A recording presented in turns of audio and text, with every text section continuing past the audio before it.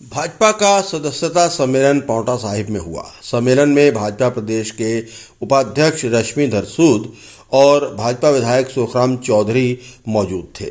सक्रियता सदस्यता सम्मेलन में 65 वर्ष पूरे कर चुके भाजपा के वरिष्ठ सदस्यों और 200 से ज्यादा सक्रिय सदस्य बनाने वाले सदस्यों को सम्मानित किया गया।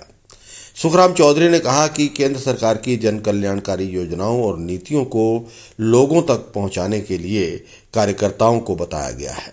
उन्होंने कहा कि जन जन तक ये कार्यकर्ता इन नीतियों को पहुंचाएंगे। इसके अलावा प्रदेश की निकम्मी कांग्रेस सरकार की नाकामियों को भी भाजपा कार्यकर्ता लोगों के बीच लेकर जाएंगे। प्रदेश कांग्रेस सरकार 2.5 साल बीतने के बाद भी अपनी चुनावी गारंटियां आज तक पूरी नहीं कर पाई है। उन्होंने कहा कि कांग्रेस ने महिलाओं को ठगा है, बेरोजगार युवाओं को ठगा है और नौकरियां देने वाले संस्थान ही बंद कर दिए हैं।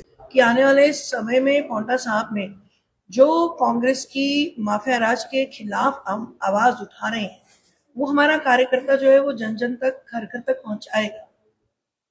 और यहाँ पर वरिष्ठ कार्यकर्ता जिनकी उम्र 65 साल से ऊपर है, जिन्हें हम अभी भी युवा कहते हैं, क्योंकि उन्हीं के दम पर आज पार्टी इस स्थिति पे पहुंची है कि आज हम गर्व से कह सकते हैं कि हमारी जो संगठन है वो मजबूती से पूरे देश में खड़ा है और प्रदेश में खड़ा है। पांवटा साहब में संगठन जो है वो सुखराम चौधरी जी की पकड़ में है और सबसे खुशी की बात है कि सभी कार्यकर्ता जो है वो मिलकर कार्य कर रहे हैं।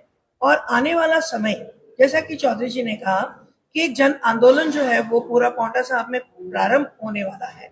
जो कांग्रेस की नाकामियां हैं, कांग्रेस का जो गारंटियों का जो वादा था, जो सारी की सारी धराशायी हो गई हैं, सिर्फ मित्र मंडली को बढ़ाना, मित्र मंडली को सहयोग करना, यही उनकी जो है वो इच्छा रह गई है। मैंने तो यही कहा कि अंधेरी नगरी और चौपट राजा वाली स्थिति हो गई है प्रदेश में। पांवटा विधानसभा क्षेत्र का दोनों मंडलों का भारतीय जनता पार्टी के कार्यकर्ताओं का सम्मेलन था। केंद्र में आदरणीय नरेंद्र मोदी जी के नेतृत्व में पिछले 11 वर्ष से भारतीय जनता पार्टी की सरकार है। जो उन्होंने ऐतिहासिक फैसले लिए हैं देश में, गरीब आदमी के जीवन को उत्थान करने के लिए उन्होंने कदम उठाए हैं। चाहे वो 80 करोड़ लोगों को 5 किलो प्रति महीना राशन देने की बात हो, 11 करोड़ किसानों को किसान सम्मान निधि देने की बात हो, 4 करोड़ गरीब लोगों को प्रधानमंत्री आवास योजना में घर बनाने की बात हो, 12 करोड़ देश में शौचालय बनाने की बात हुई, 50 करोड़ लोगों को आयुष्मान भारत योजना के अंतर्गत कवर करने की बात हुई।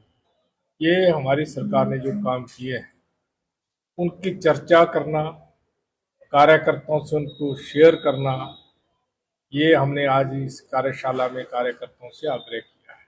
और जो भी गारंटियां उन्होंने दी हैं वो गारंटियां के नाम पे रह गई।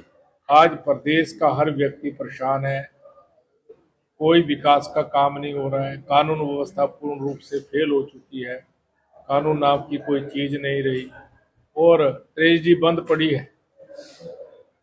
पिछले 3 महीने से ट्रेजरी बंद रही, 2 दिन के लिए ट्रेजरी खोली, अपने चेतों के बिल निकलवाए, उसके बाद 28 मार्च से फिर उसको बंद कर दिया।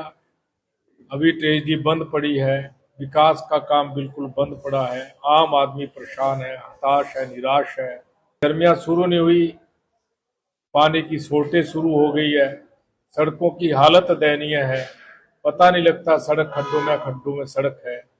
ये सारी बातें हमने कार्यकर्ताओं से शेयर की हैं।